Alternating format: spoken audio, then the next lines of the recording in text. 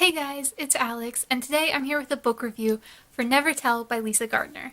This is Lisa Gardner's 2019 release. She releases a new cop thriller just about every year now, and I've started picking them up on a yearly basis. This is an adult thriller about a pregnant woman who finds her husband's dead body and picks up the gun to shoot his computer. The cops show up on scene and immediately assume that she has committed the murder, and then they start looking into her past and her shooting of her father, her present shooting of her husband, and everything else that happens in between. None of that is spoilers, by the way. She is a point of view character, so you know from the beginning that she hasn't, in fact, killed her husband. I gave this 3 stars.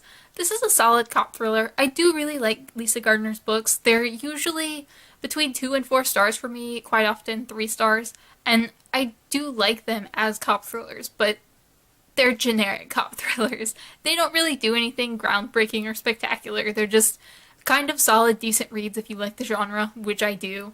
I don't go in expecting a whole lot from them, but I did really want to like this one more than I wound up liking it. My first major issue was how separate the 2 main storylines in this book were. The first was the investigation around the pregnant wife, and the second was the investigation that was centered around Flora Dane, who was a character from a previous book. She was kidnapped and held for over a year until she eventually was rescued. I really do like Flora Dane's character, but it felt like the 2 storylines in this book, while they eventually did connect, as they pretty much always will in any book, it felt like they were too separate and I was reading 2 different stories that were just mashed together.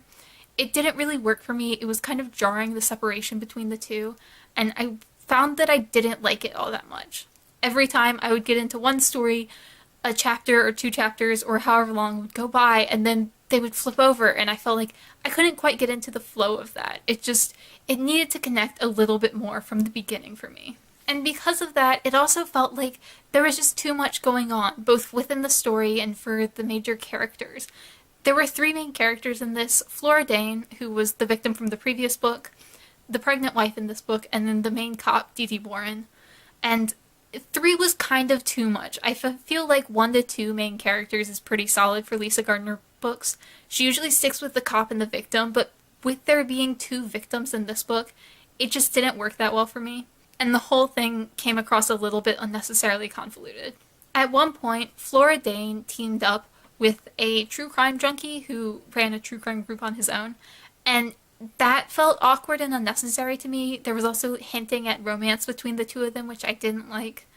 My main issues were that, first, his character was entirely unnecessary. Flora Dane made a big deal about how she didn't want to work with him, but she was because she had to and she had no choice.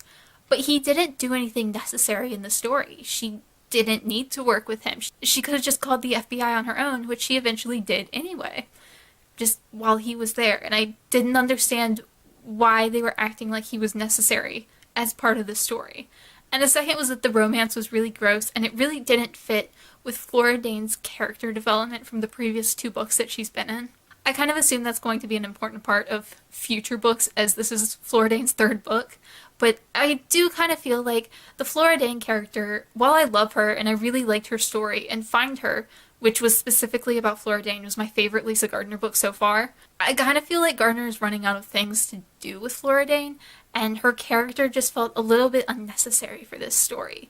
Like, it kind of feels like she's just including her at this point because she's been such a popular character, rather than because she actually has new things to do with her. I do love her a lot, but honestly, I wouldn't be disappointed if she decided it was time for Flora to take a break. I also had a major issue with the plot twist at the end.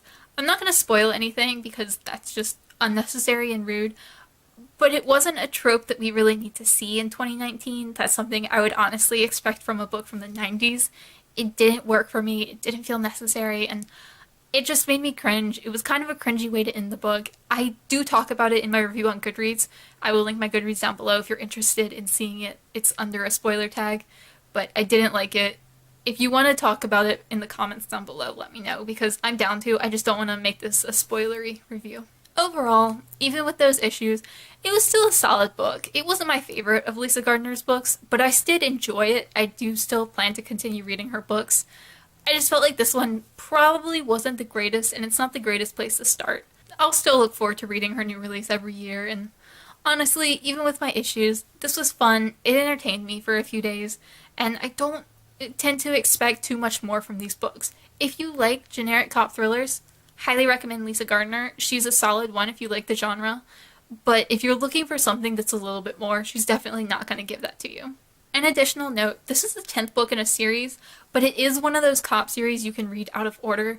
Although I would like to say, since Flora Dane is such a major character in this book, I would highly recommend reading Find Her first if you're going to read them out of order. You do get minor spoilers throughout, mostly from the personal lives of the characters since they do happen in chronological order, but you can read them out of order.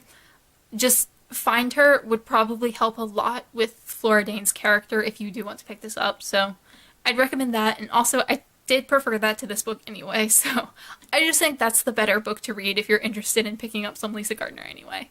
I think that's the 8th book in the D.D. Warren series, but like I said, they're cop books, so you'll get minor spoilers, but Lisa Gardner tends to do a pretty good job at the beginning of summarizing anything that you really missed from prior books. Let me know down below if you've read Never Tell and what you thought of it if you have. As always, thank you guys so much for watching, and I will see y'all again soon.